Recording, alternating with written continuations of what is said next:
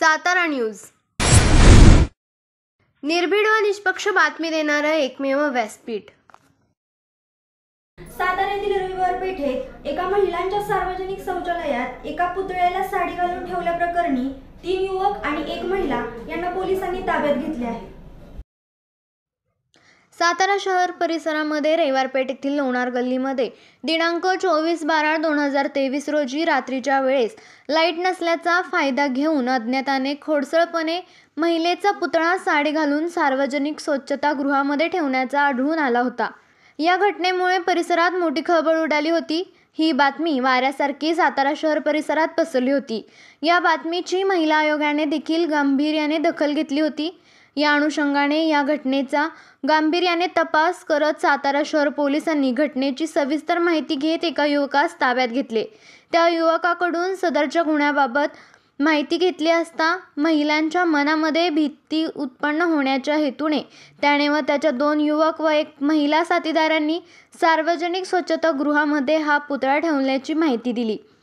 या अनुषंगाने युवकासह संबंधित 2 युवक व 1 महिला साथीदारावर सातारा शहर पोलीस ठाण्यामध्ये सार्वजनिक ठिकाणी उपद्रव केल्याप्रकरणी गुन्हा दाखल करण्यात आलेला आहे।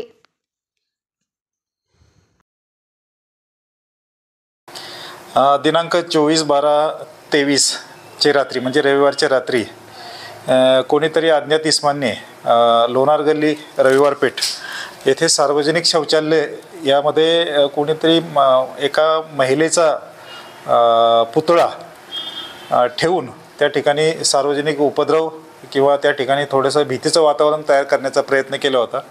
त्याबाबत दुसऱ्या दिवशी बऱ्याच बातम्या आल्या किंवा काही ठिकाणी मीडियामध्ये पण काही बातम्या आल्या त्याच्यामध्ये। त्या अनुषंगाने आम्ही त्याचा तपास केला। त्या तपास केल्यानंतर ती घटना आम्हाला उघडकीस आणण्यामध्ये यश आलेलं आहे। त्याच्यामध्ये 3 इसम त्याच्यामध्ये सहभागी असल्याचं दिसून आलेलं आहे। आम्ही त्यांना ताब्यात घेतलेलं आहे आणि त्यांच्या आम्ही कायदेशीर कठोर कारवाई करत आहोत। अशा पद्धतीचे प्रकार करणे हा सार्वजनिक उपद्रव आहे आणि असं जर यानंतर कोणी करायचा प्रयत्न केला तर त्याच्यावर आणखी आम्ही कठोर कारवाई करणार आहोत।